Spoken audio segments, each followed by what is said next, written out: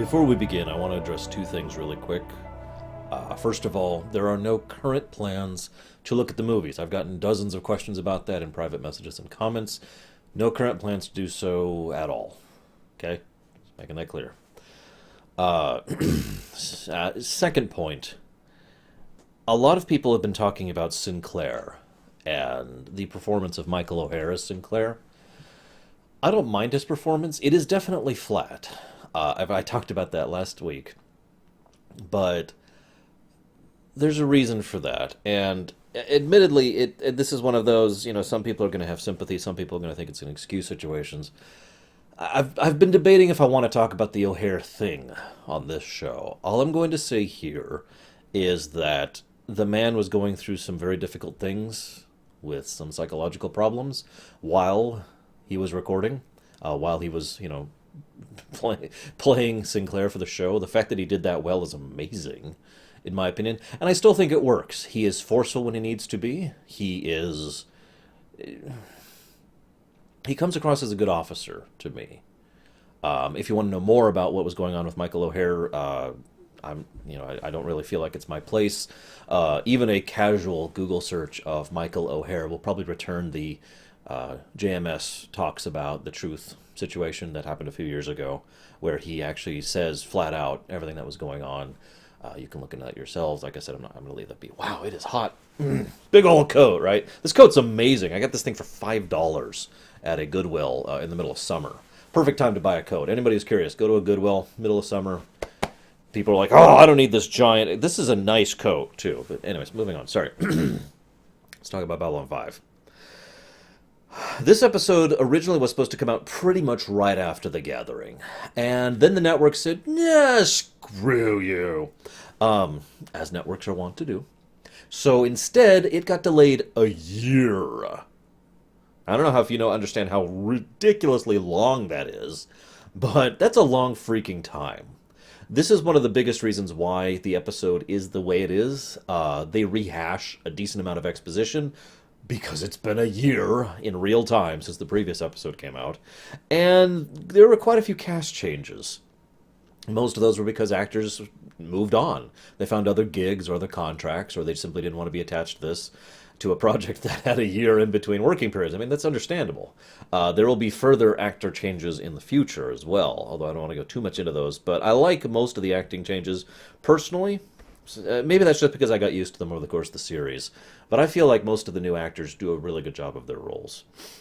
Now, one of the things that I like a lot that they did, and they do this in basically every space scene, especially every combat scene, is there's radio chatter and just little barely audible stuff in the background to help flesh out the scenes so it feels more like a scene that's actually happening as opposed to something on the play of a stage. You know what I mean? One of my biggest complaints about, amateur theater, I'm just going to say it that way, is amateur theater usually has the no music problem, for anybody who's seen my Kingdom Hearts stuff. And television tends to have the same problem, especially in the older days, where they would either use way too much music to blare out the fact that nothing's happening, or they would use improper use of music and blah, blah, blah. So it's just a nice touch. Good way to help out the scene without just having boom, boom, boom playing the whole time. Now, as I already mentioned, there's a lot of exposition dumping in this episode about the Centauri, about their biological differences, about the history between the Narn and them, about what's going on with the Minbari, etc., etc. A lot of the stuff that was already established in The Gathering is quickly rehashed here, again, for the reasons I already mentioned. I don't hold that against them. But there are several moments that are clearly where they just took a chunk of text and kind of shoved it into the script in order to get the exposition out. So again, a few more exposition dump moments. My next note says, and I quote, Veer! Nobody? Okay. Veer's awesome. He has some obvious nervousness. I find myself wondering if that's because he is inexperienced and simply doesn't know what he's doing. Remember, Londo was supposed to be sent an entire staff, an assistant staff, and he got one guy who doesn't know what he's doing. The significance of that is twofold. Number one, it shows how Londo and in general, or excuse me, how the Centauri in general have descended to the point where this is basically all they're going to do. This is also emphasized later by the fact that they plan no reaction to one of their colonies being attacked by an aggressor and conquered. But also the fact that Londo himself specifically is basically completely out of favor. There's strong implications, and this was in The Gathering as well, that Londo's assignment here as an ambassador is actually a punishment. One other thing I want to point out. I'm not spoiling anything, but this is a thread that's going to keep going throughout the series. They tend to be vague on how much power each ambassador actually has, and that will kind of shift and murk left and right. But that's a good thing. It's actually written very well, I think, because that's how it tends to work in a real situation. Someone who is an ambassador is actually in a position of tremendous political power, even though you might view them as just a puppet for, you know, the stated government or whatever. They're the person on the front line actually making the deals and actually coordinating with the other races, and there's a lot to be said for that. And I like the fact that they kind of shift back and forth throughout the show. So Veer, they send Veer, who's obviously inexperienced and has no idea what he's doing, but I find myself wondering, too, if some of his nervousness isn't just because of the fact that he's green, but perhaps also because of the fact that he understands the significance of where he is. Maybe he has the naive belief that he is in an important post.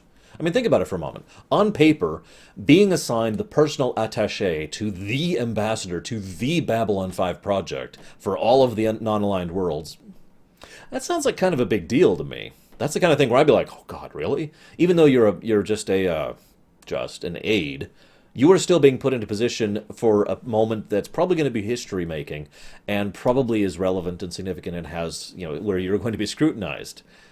Just spitballing, of course. So I like the scene between Londo, Garibaldi, and Veer because well, Garibaldi, Londo, the guy who plays Londo is perfect. I mean, the Garibaldi and Londo stuff was mostly exposition, like I already mentioned. And then Veer shows up and he's like, blah, blah. But the whole time, Londo has just been, whatever, it doesn't matter anyways, blah, blah, blah. And then news is brought up about the colony being attacked, and he just drops the facade immediately. And he gets serious fast. I also like the fact that there's a lot of frustration when he can't figure out what the heck is going on out there, and, you know, he's like, oh my God, really? Just, yeah. The obvious implication is the professional thing, you know, the past empires and the glories long gone. As we learn later, there's also a personal component to that as well, given his nephew, but I'll talk more about his nephew in a little bit. I will say this, quick question, and this is up to debate. Given how Jakar, remember that ambassador power thing I mentioned earlier, clearly has his fingers in a lot of pot, clearly is someone who is not just a mouthpiece for the Narn government, given his position and his role, do you think he knew about the attack before it happened, or do you think he was notified of it after the fact? Because both of those are actually feasible, if you think about it. He shows up and he's like, oh, I had no idea. Well, that could be a lie. Or it could be true, and he's just like, ha-ha, this is awesome. Because later on, when he is directly confronted by the fact that it's the Narn, he doesn't even hesitate a second to try and deny it. He's just like, yeah, of course it was us. I just found out myself. I personally think he was telling the truth. I think he actually was not informed of the attack until that moment. And then they were like, oh, and by the way, we attacked this Ravash or whatever colony. Ravash 3? Ravash 3? I wrote it down somewhere. Whatever. Screw him, and he's like, aha, excellent. Because again, he has no problem being honest and open about his feelings and thoughts on the matter to Londo, so why lie earlier? Well, on the other side of that, there is a reason for him to lie, and that's the fact that he was in the presence of others. Jakar, just like in The Gathering, is playing at politics a lot. I'll talk more about that in a minute. Talia Winters shows up basically as a replacement for Lita. Not much else to say about that at the moment. Ivanova shows up as a replacement for Takashima. Maybe this is just me and my Russian bias and the fact that I've watched the whole show, but I like Ivanova. I think she did a really good job of the role. She comes across as very crisp and very military while on the job. But when she gets off the job, all of that drops and you see a person there. Now, that's a nice thing. You don't see that in fiction all that often. Usually, if you write someone to be military, they're just military, and that's it. It's rare to see someone who's military while on the job, and then off the job, they're just, ugh. Nice touch, and I feel like the actress does a really good job with that role too. Um, I was reminded of the fact that of another character in fiction that I rather enjoy, Honor Harrington, and I think the comparisons between Ivanova and Honor Harrington are significant. As an aside, I also like how they get across Ivanova's personality very quickly and efficiently. She's just running around dealing with stuff, no time for anything. Just yes, okay, that's great, wonderful, thank you, goodbye. At no point is she actually come across as rude, just very brusque, because she's working, and I like that. Um, Now, I have a note here about the election. We'll learn a little bit more about how EarthGov works, but it's pretty well laid out even in this. They have a president, they have senators, and that Senate presides over a republic which controls the planet Earth. That is the organization I will be referring to pretty much henceforth as EarthGov. There's also the Alliance, which is technically a slightly different organization, but I don't want to get too much into the politics and the organizational chart of the Earth Alliance yet. The relevant point is that it is in many ways a democratic republic, there's a term for that, federalized republic? There we go. A federalized republic where each country has a representative in the Senate, and then everyone votes in order to vote for the president. I also like the implication that every human gets a vote. People on the station, individuals on the station, make a point of saying they're going to vote. I don't know if they use, off the top of my head, if they use the same system we in the States do, where we don't vote for people, we vote for people who vote, which, by the way, I'm not going to get into it. But I do think it's interesting that the people are making a point of, oh, God, I got to go vote. I also want to point out one thing really quick. There's three major threads going throughout this story. The story of the Raiders, the story of the election, and the story of the Narn and the Centauri. I'll talk more about that later. So the Vurt, I also find it interesting that the whole government basically stops for what is effectively succession. That is what an election is. I mean, we tend to in the modern era here in real life, we tend to think of elections as a good thing. But ultimately, it is a form of succession, and it is costly and time-consuming and stalls the government just like a succession does. For those who don't know what I mean, difficulties and contentions of succession have caused entire wars in the past and have been a huge drain on the resources and the time and the blood of any given nation in the past. The only real difference is there's not a lot of violence usually with elections. We're doing it in a much more civilized way, which, hey, progress. But it is still a line of succession problem. And I do think it's interesting that they make it a point to really emphasize in this episode, a little blatantly, how much the government of Earth is completely stalled. Even in a crisis situation. Now, I know what you're going to say. Hang on. Wait, it's not a crisis. It's some agrarian world that's by the Centauri being invaded by the Narn. Who gives a damn? Really? Why don't we talk about the strategy of that move for a moment? So, what the Narn did was tactically sound. Really, it was. Okay, we know what the Narn long-term plan is. The Narn long-term plan is screw the Centauri. What? It really is. So, their best bet in this new diplomatic climate is to send out feelers, basically. So they find a relatively undefended, relatively on its own area that they could conquer just like that, basically. And they go conquer it. All right, we've won. Then they sit back and wait. They don't really do much in the way of oppression, even though they want to. They don't wipe out the people, even though they want to. They just sit back and wait. Because this might not work. The Centauri might push back. The non-aligned worlds might push back. I'm sorry, but Sinclair's statement later, to Jakar was right on the number. He first of all, he verbally attacks Jakar right where he should, attacking his strength, implying his cowardice. Remember I mentioned earlier about the Narn philosophy, the Narn mentality? But also his understanding is perfect. He knows that the Narn need to be pushed back. And the Centauri have been refusing, and EarthGov has its election and war weariness on top of that. Now, if you don't understand fully, if I'm not making my point blatantly enough, Earth, France, and Britain, 1938. You have an aggressive power that's claiming territory as a test to see if you'll respond. You need to respond and not just be like, yeah, go ahead, take that one. It's okay. Go ahead. Just one planet. It's all good. Because the planet itself wasn't important to the Narn. It was the reaction that was important to the Narn. And we know what the reaction was for the Centauri. The reaction was nothing. Their official response was nothing. And yet the humans, more or less literally in the form of Sinclair, stepped in and were like, why don't we blow the lid on this one? Why don't we show the underhanded dealings the Narn have been doing? And we'll go ahead and push you back out, or take this to the Council, where you'll be facing war against everyone. And the Narn wisely back off, because they have finally been pushed back. Diplomatically, but nonetheless. It was a nice move. As I've said before, Babylon 5 has a lot of politics. It's one of the things I love about the show. But I mentioned this all during the election because, again, it is very relevant to why the rules of succession and the leadership of the EarthGov is frankly lacking. EarthGov should have responded hard during this. And what did he say when he's talking to the senator over and over and over on the VidCom? He's like, just delay it till after the election. Wait until after the election. Can we pause until after the election? Just wait. We've got 24 hours till the election. He just kept emphasizing that over and over. It's like, dude.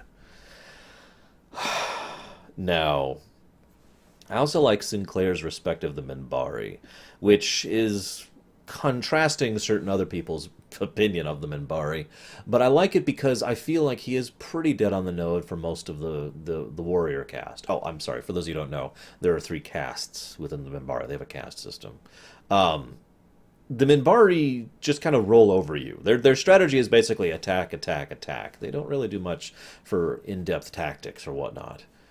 But on the plus side, that is a very honorable, in a weird way, method of fighting. You don't try to outthink your enemy. You don't try to do a sneak attack or be subtle. You walk up and say, I am going to fight you. And that may be a very stupid way to attack if you think about it. But it is still, as Sinclair himself points out, a fairly honorable way of dealing with yourself. I also... So, I don't even feel like I need to comment on this, but I like the quote, "The wheel turns, does it not? It's our turn now." That's actually 2 separate quotes. But Jakar, like I said, he's completely blatant and obvious and honest.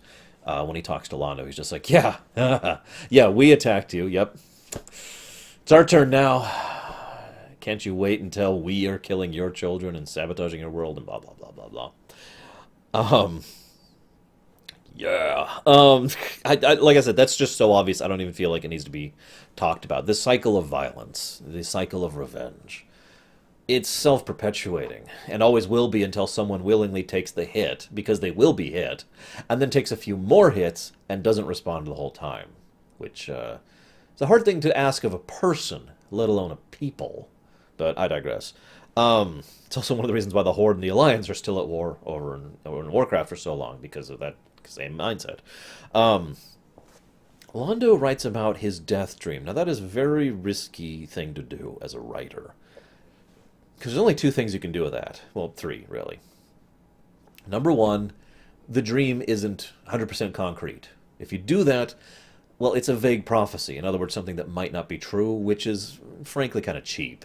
It brings up the point, why even bring up the prophecy at all if it was always going to be false. I hate that in writing personally, but I also feel like it is indicative of bad writing. When you have to have this big prophecy that the world is doomed, and then you save the world so the prophecy was false, what's the frickin' point?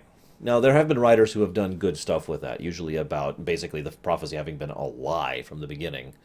But, overall, I don't care for that kind of a thing.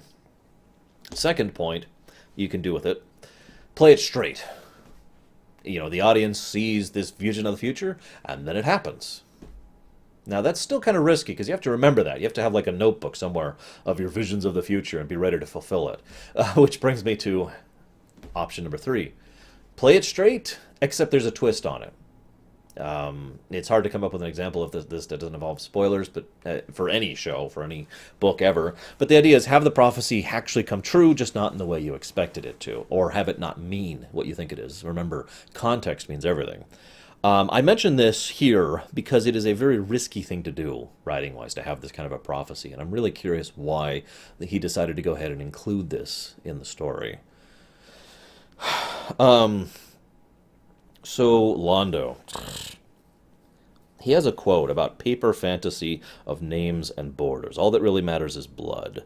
And later on, Man, I thought I wrote more about that later. Oh, looks like I did. Well, whatever. That is a recurring theme for Londo in this work. You get the really strong impression that he just doesn't actually care anymore. We already know he's something of a has-been. We already know he's drinking in the great exploits of the the Centauri Empire, the Narn Empire. Whew. Um, and yet he shows very clearly in this episode, in those scenes, he doesn't actually care about any of that. He doesn't care about the meeting. He doesn't care about the business. He doesn't care about the paper. He doesn't care about the treaties. All of that is just, it's meaningless to him at this point. It's all old and dead and done. Again, we go back to that resignation feeling that he has. Now, the only thing Londo actually cares about is his nephew. That's really it. This ties back into that professional and personal thing from earlier, and the fact that it reminds me a little bit of the great speech in Mass Effect 2. I'm not trying to save the galaxy, I'm trying to save my favorite nephew, ironically. Some people believe that was a direct reference, actually. For those of you not aware, Mass Effect was heavily inspired by Babylon 5 in a good way. So I love the simple humanity of that he just cannot bring himself to give a damn about anything. This ties into another point later, which I'll go ahead and talk about now, when he goes to get his revenge against Jakar. He gets everything together, gets his weapon, he goes after him, and then he is stopped by Garibaldi, and it takes very little for Garibaldi to talk him down. And why do you think that is? Well, a couple reasons, I think, personally. Number one, I don't think Londo is personally a violent man. Number two, I think that he understood that his attack of Jakar would have led to the death of his nephew, and third and finally, I don't think his heart was in it.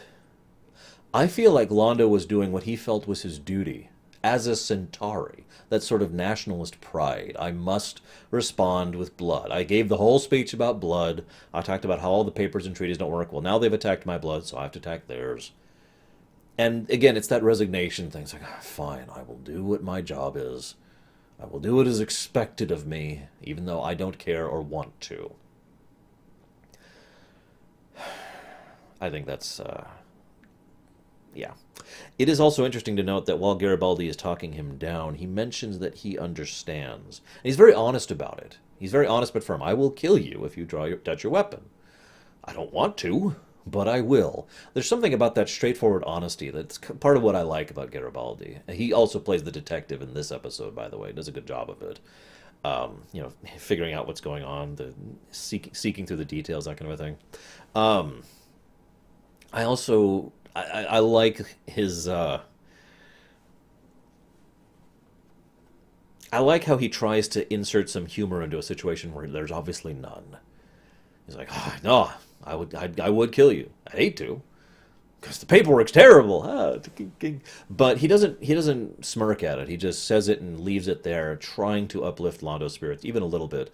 Why bother? Well, we already know Garibaldi and Londo have some kind of friendship going. It may not be a good friends, but there is something there. There's been something there since the gathering. But I think the other reason is Garibaldi really does understand the concept of vengeance. He will actually say, this is not a spoiler, he'll actually say later on in the series, I'm an eye for an eye, tooth for a tooth kind of guy. He believes in revenge. He believes in vengeance. He genuinely does. Even as he's talking Londo down, he says, yes, there will be a response, there will be a reaction. This is not the time, this is not the place, and this is not the way. Save it, I liked that. And again, I think that's one of the reasons why Londo finally stepped down, because he realized Garibaldi was being that straight and honest with him.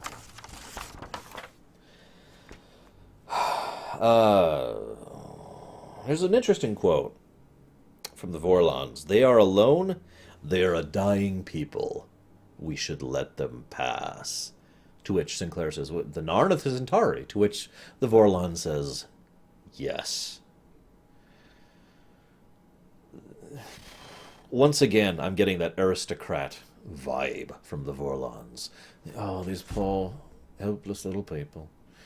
They just don't understand what it's like to be bathed in chocolate icing every day. Chauncey! No, in all seriousness, though, I very strongly get that vibe of casual superiority from the Vorlons, and how they're constantly looking down and just being like, yep, I don't think you should exist anymore. It would be for your own good. not quite malicious, just negligent. I already talked about the strategy of Ragash 3. I was right. I also like Garibaldi's obvious distaste for the Raiders. It makes sense because Raiders are basically the total opposite of who Garibaldi is. He's someone who believes in justice and revenge, and order and discipline and things working right. He's not like a robot kind of guy. In fact, he's very human. But he also thinks that there is an order to things, and that order should be followed. Raiders, by contrast, don't give a damn about anything, will gladly attack a civilian transport and kill hundreds of people just to get at their cargo. They are pirates in the literal sense of the word, for those of you not aware. Shoot, I can't think of the actual Latin term. There's a Latin term that refers to pirates as enemies of humanity. Basically, it's hostis humani ingenerarum or something like that. I forget what it is. In other words, real-life pirates who are disgusting, terrible, despicable people. Are debatable. Point being, that's what these raiders are presented as. They are bastards. They have no problem butchering and murdering to get a few bucks. You can kind of see why they're the bad guys here, but also why Garibaldi in particular would hate them so. One other thing I like about this episode that they really did better than in The Gathering, we actually see the League of Non-Aligned Worlds. There's several representatives there who actually have zero dialogue. They will be in the future, don't worry. But it helps flesh out that alien culture thing with Babylon 5. Instead of just being, the big names, there's the big names and there's the little names. It also helps keep that UN parallel going. There's the big seats, or whatever they're actually called in the UN. I've long since forgotten. And they're the ones with the actual influence and the power in terms of resources, manpower, and technology. But then there's everyone else who has a vote and a sway as well, and they are relevant to the overall conglomerate of the galactic community. So that's nice.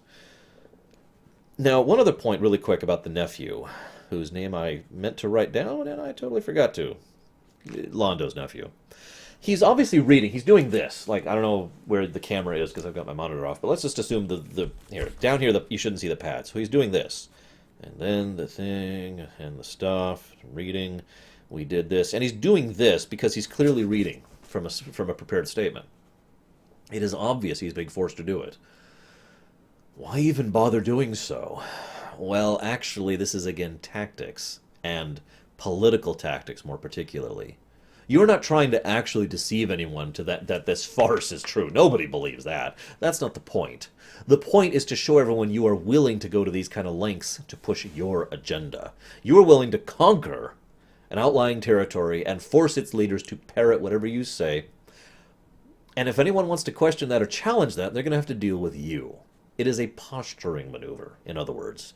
And if someone had actually pushed back against that, I'm not sure how the Narn would have responded. Indeed, given the fact that when they are pushed back politically, I stress, not militarily, they do actually back off. So it once again gives me the impression that though the Narn in general and Jakar in particular is playing at politics quite a bit, they're kind of new at it. Because really all they're doing is playground politics. If you don't know what I mean, at least here in the States when I was growing up, there was quite a bit of political maneuvering that happened on the playground as a kid. The posturing and the presenting yourself and getting people to agree with you, it was all very basic. And when I look back at it, I look at it like it's level 1 entry-level politics.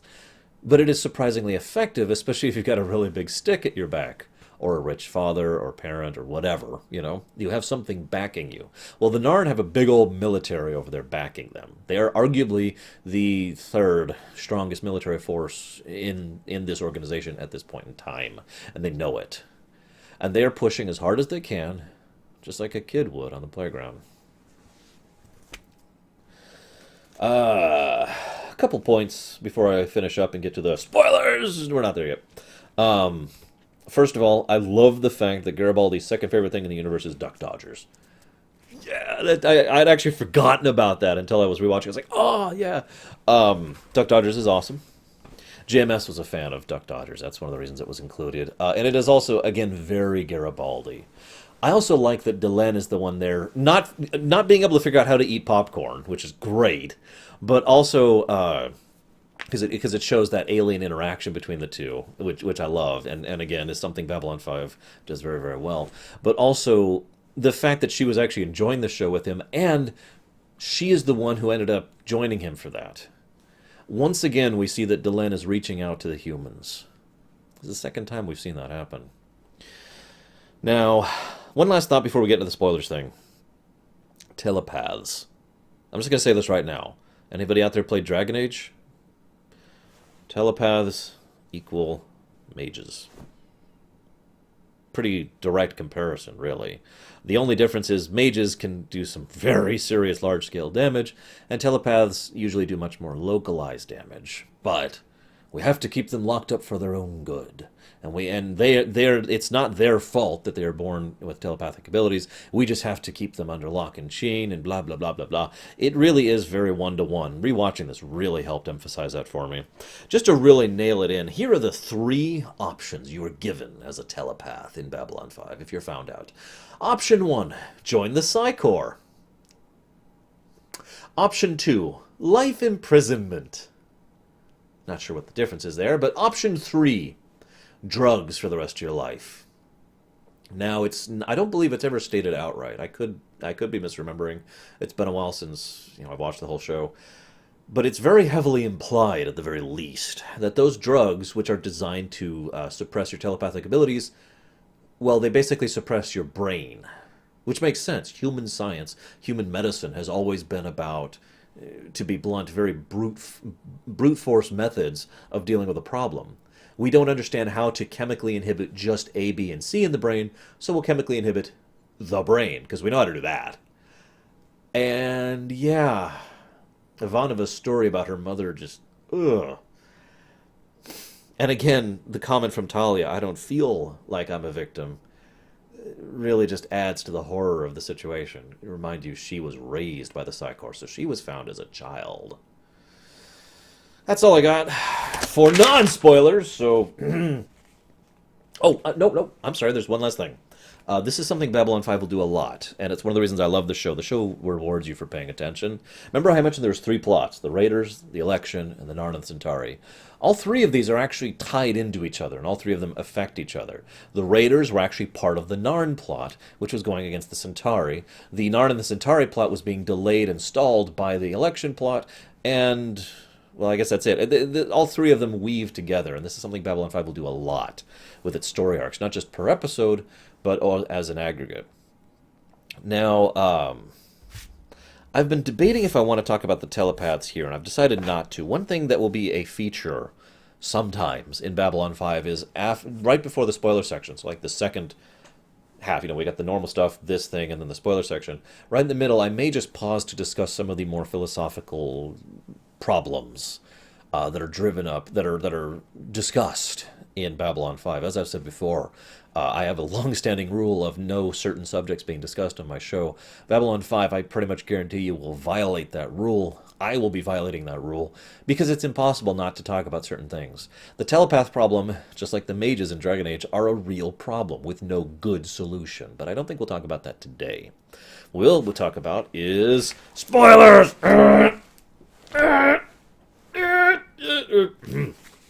That's all you get. I'm only giving you the 3 from now on. So, first spoiler, I want to talk about the Raiders. For those of you who have watched the show, you know the Raiders are very small-time, chump-change villains who basically go away by the end of the first season. So why include the Raiders at all? And I've heard some people ask this. I mean, why even bother with the Raiders? I like to think of it as the Lotro comparison. Lord of the Rings Online. Good game, by the way. For those of you who haven't played that game, the story quests for the first several chapters all deal with these bandit groups. And after a while, you start to find out that these bandit groups are coordinating with each other. And after you go a little further into the storyline, you find out that they actually are the same group. There's one organization of bandits. And by the end of it, you find out, spoiler alert for Lotro, I'll give you a moment to silence me here, they're being run by Saruman. The point is, the storytelling there it's very, very textbook, but very well executed. You start with a little threat, and you show how this little, and so the audience, the characters, the protagonists have to deal with a little threat, but then you reveal over time that it isn't a little threat, it's actually part of a bigger threat, which is part of a much bigger threat. And this is what the Raiders will be throughout Babylon 5, and I think it's a good job they did that.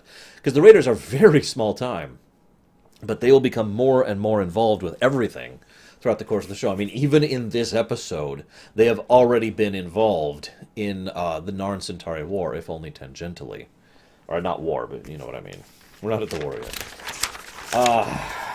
So, rewatching that conversation between Ivanova and Talia, oh, that made me just sad. Because Talia is Control. And they're talking about, you know, the Psychor and the evil of the Psychor, and oh god, and I don't feel like a victim, and now I know. Control is effectively a totally separate personality from Talia Winters, but that just hurt rewatching that, especially given the fact that the two of those will end up becoming close over time. It's just that's horrible. I've only got a couple spoiler things today to talk about. One other thing I like is the fact that there were several hints dropped about the Mars colony situation. The fact that the Mars colony is not fully with EarthGov, and the fact that there's already been bloodshed over the Mars colony. That'll come up later, as you of course know, but I like the fact that once again they're hinting at that they're planting the seeds early. Speaking of planting the seeds early, this is another one of those things that I missed until this replay. I wonder if that's going to become a regular thing. Oh, I totally missed that. Ivanova talks about how she distrusts the two candidates, President Luis Santiago and Vice President Clark. That was nice. I admittedly completely missed the fact that the two people... I mean, the whole thing is like, oh, they're voting based on their chin, and oh, yeah, that's such a commentary on how voters will vote based on appearances and not, you know, issues or whatnot. But I like the fact that she's like, no, I feel that I can't trust them. She can't trust Vice President Clark. I love that. Anyways, that's all I got. That's all I got. Hope you've been enjoying. See you next time, guys. They caught up with my mother on her 35th birthday. She didn't want to join the Corps. Didn't want to go to prison. So they gave her the treatment. For 10 years, a man in a gray suit came to the door once a week. And he gave her the injections. They were strong. Terribly strong. Every day we just watched her drift further and further away from us. The light in her eyes just went out bit by bit. And when we thought she could go no further, she took her own life. Sorry. What happened back then is not your fault. But it's part of what you are. And yet you're as much of a victim as my mother. I don't feel like a victim. No. And so far I cannot tell if that is good or bad.